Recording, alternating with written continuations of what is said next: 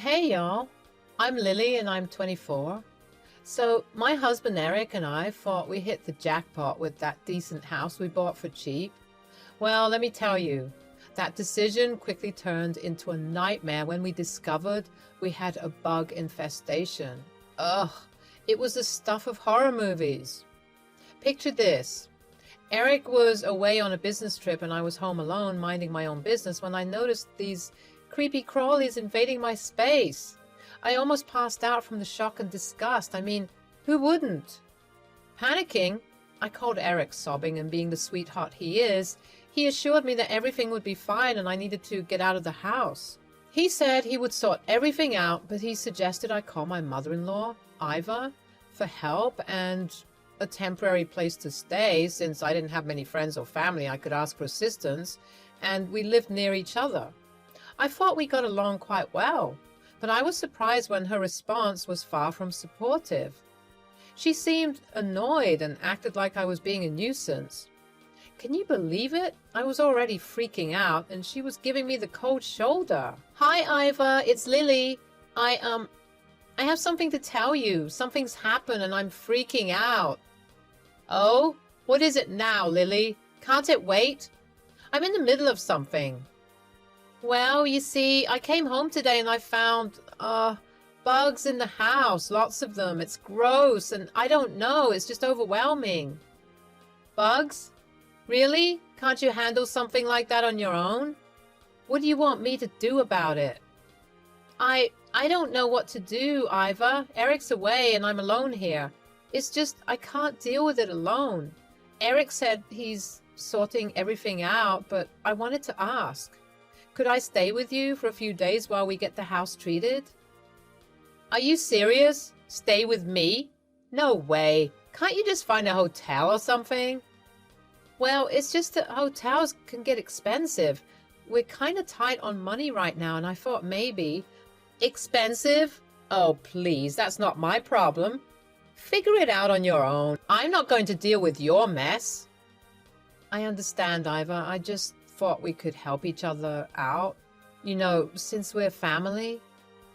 Ugh, fine. If you have to come, then I guess you can. I don't need Eric breathing down my neck about this. Trust me, folks. I was just as confused as you are right now. As I mentioned, we used to get along fine. I didn't know why she was being so rude to me at that moment. She must have been going senile.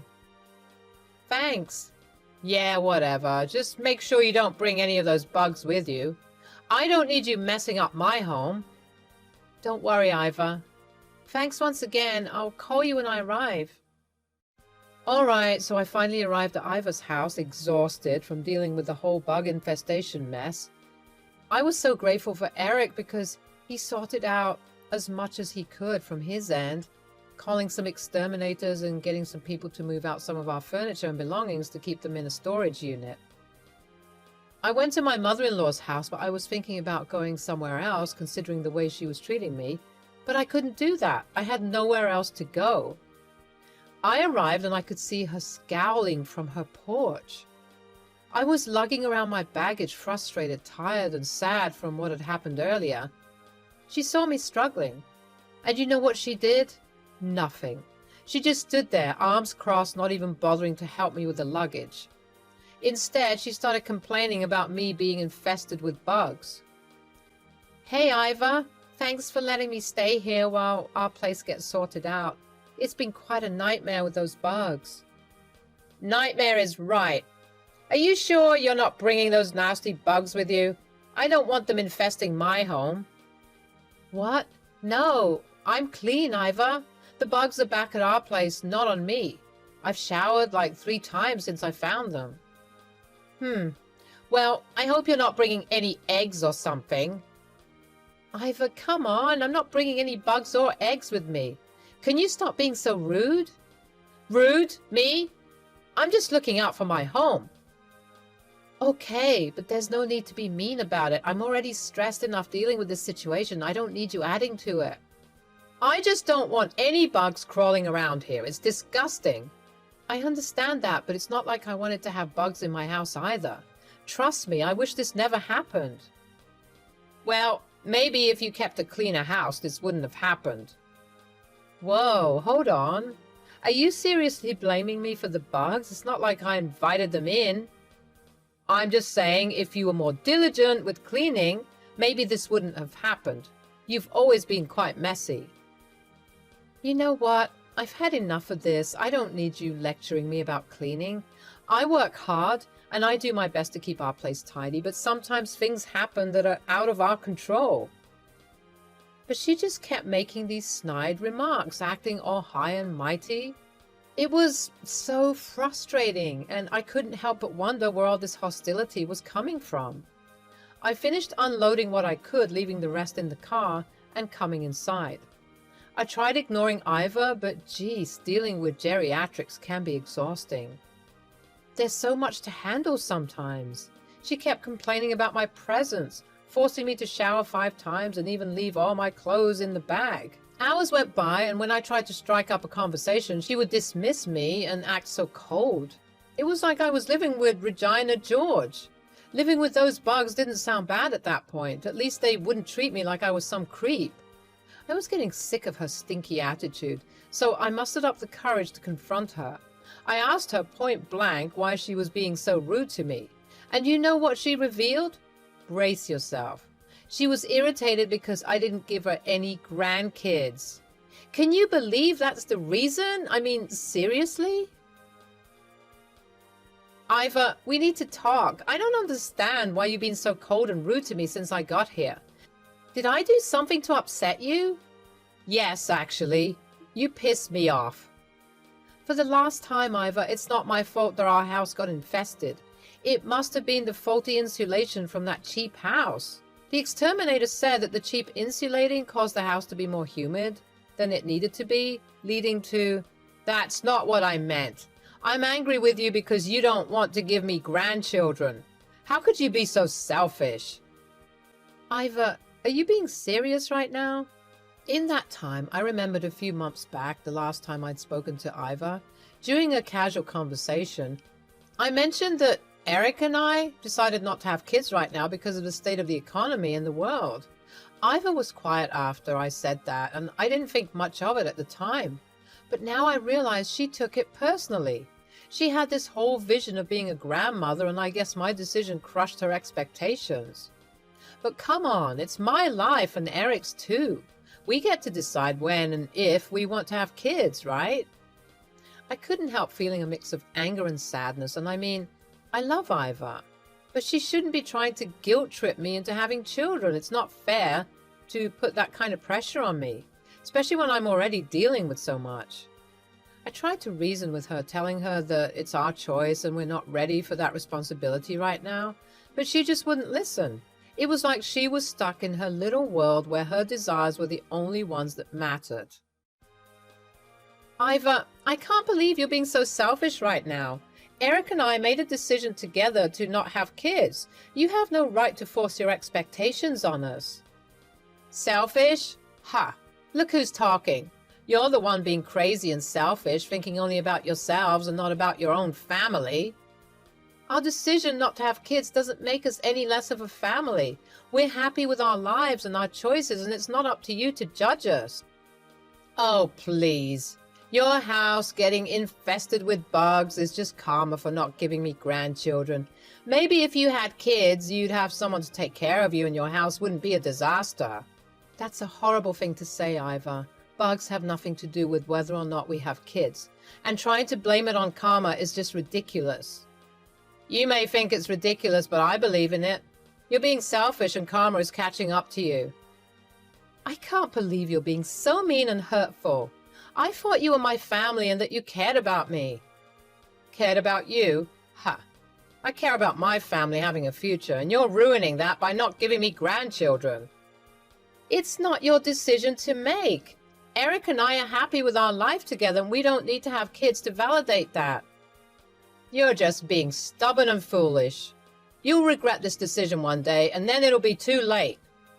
I won't regret it because it's our decision, not yours. And I won't let you or anyone else make me feel bad about it.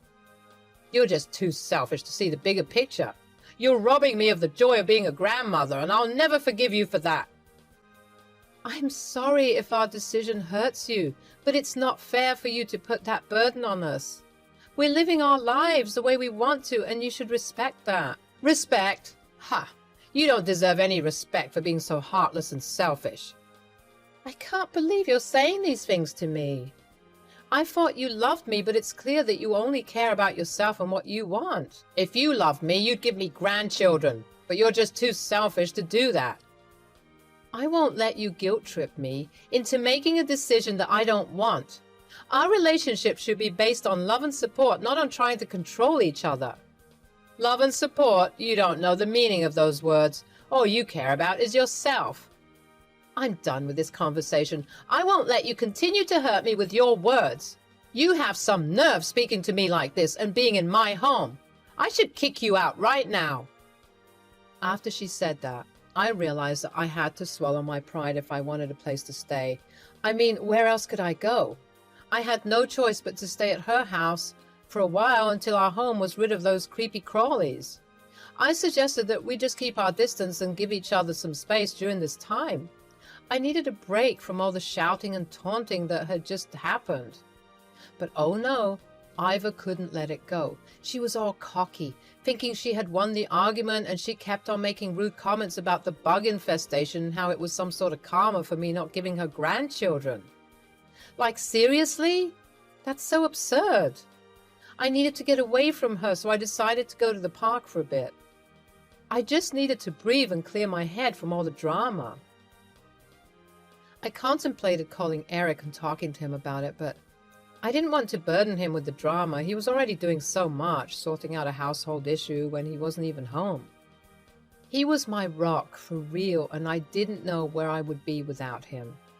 When I got back and finally wanted to get some rest, I found that the guest room was locked. Can you believe it? I asked Iva to unlock it so I could sleep, and you know what she said? She said it was locked for a reason, that she didn't want me sleeping in the bed and potentially infecting it. Can you imagine how rude that was? I was so shocked by her inhospitability. I mean, I'm her daughter-in-law, for crying out loud. The least she could do is let me sleep in the guest room. I asked if I could sleep on the couch, but she just straight up said, "No, you'll sleep on the floor." I couldn't believe my ears. She repeated herself when she saw that I wasn't responding, thinking that I didn't hear her. Unfortunately, I heard her right the first time. So Iva dared to explain to me that she didn't feel comfortable having me stay in her nice clean beds because she thought I had bugs. Can you believe it? I was so insulted by that. Like, just because my house had a bug infestation doesn't mean I'm bringing them everywhere I go. I straight up told her she was acting crazy for even thinking I'd sleep on the floor. I mean, who does that to their own family? It's so rude and disrespectful. But you know what she said? She said, "If you're not happy here, you can find another place to stay." Can you believe her? It was already pretty late and I didn't want to deal with finding another place, so I decided to just bite the bullet and sleep on the floor. I found a mat in one of the closets and tried to make it as comfy as possible by pulling out some pillows and sheets from my luggage. I mean, it was the least I could do to make myself somewhat comfortable in this crazy situation. So there I was, setting up my mat in the living room, and then I saw Iva come downstairs with this smug look on her face. Ugh, she was getting on my nerves so much. She had the nerve to tell me that she had to go somewhere and that she'd be back later. And get this, she warned me not to snoop around looking for a key to the guest room. Can you imagine? It's like she thinks I'm some sort of thief or something. I couldn't believe the way she was treating me. It was like she was trying to make me feel unwelcome and uncomfortable in her own home. I was just so frustrated and hurt by her behavior. So after that whole mess with Iva, I went to sleep on that uncomfortable mat she made me sleep on. I couldn't help but cry myself to sleep because I just didn't understand why my mother-in-law was so mad at me. I mean, all I did was ask to stay with her temporarily while our house was getting fixed. I didn't deserve all this hostility. But then, a couple of hours later, I was woken up by the sound of Iva screaming in her bedroom. I rushed upstairs to see what was going on, and there she was, all folded up in that Murphy bed she had in her room. It was like the bed had malfunctioned or something and it seriously injured her. She was screaming for help, and I was scared and shocked. I quickly tried to get her out of bed, but it wasn't easy. It seemed like the remote wasn't working. She was crying and wailing like a baby, and I could tell she was in so much pain. It was a terrible situation, and I felt so helpless. But then, amid all that pain, she accused me of tampering with the bed to make it malfunction. I was just as shocked as she was, and I tried to explain that I was sleeping the whole time and didn't even hear her come back home. Of course, I carried her downstairs and rushed her to the ER. It turned out that she had broken 2 ribs and had a fracture on her leg. It was a pretty serious situation, but she was going to recover just fine. I stayed by her side in the hospital. What? What is it? I just think it's funny how you were talking all day today about karma, and you've ended up in this situation. Iva was taken aback by my comment, but she quickly calmed down. I think she realized that getting worked up would only make things worse, especially since she was already in a fragile state with her injuries. But even at that moment, she didn't apologize or admit she was wrong. It was like she just brushed it off and pretended like nothing had happened. I have to admit, I was hurt and disappointed by her reaction. I thought maybe this would be a wake-up call for her to see how badly she had treated me, but it seemed like she was still unwilling to take responsibility for her actions. I still believe that you did this to me. You'll pay. At that moment, I was tired of her. Even though I didn't touch that bed, I decided to play with her. You know what, Iva? Maybe you're right. What? Yeah, Iva, maybe you're right about that. So you did it? Maybe I did. Maybe I didn't. I guess you'll never know. I'll sue you. Shh, Iva. You don't want to spike your heart right now, do you? You have a lot of rest to do. Iva was baffled. It was funny to watch. I must have looked like an evil villain to her, and honestly, I'm not mad at it. I wanted her to suffer and think that I was the one who did that to her, even though it wasn't true. I was hoping that she would at least learn not to mess with me if she thought I was crazy enough to do something so evil. I got up and I was ready to go. I was tired of dealing with her nagging. After everything that had happened, I just needed to get away from Iva. She was yelling at me not to leave her alone, saying she was scared to be left alone, but honestly, I didn't care at that point. I told her I would come back in the morning and I would sleep on the couch. But she just kept going on, and I couldn't deal with it anymore. So I rolled my eyes, turned around, and walked out. I could still hear her shouting after me, but I didn't care. I needed to get out of there. I went back to our home and slept on the couch, and let me tell you, it was the best sleep I had in days. Finally, I was free from my mother-in-law's constant yelling and rudeness. And you know what? I didn't feel bad for her at all. I mean, she brought all of this on herself with her mean and selfish behavior. It was like she was trying to force her wants on us. And that's just not how it works. You can't make someone have kids if they don't want to. So I just shrugged it off and thought, karma's a bitch.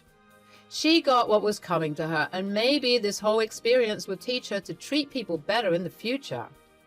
I was just relieved to be away from her and back in the comfort of our own home. It was a crazy, exhausting day, but at least it was over, and I could finally get some peace.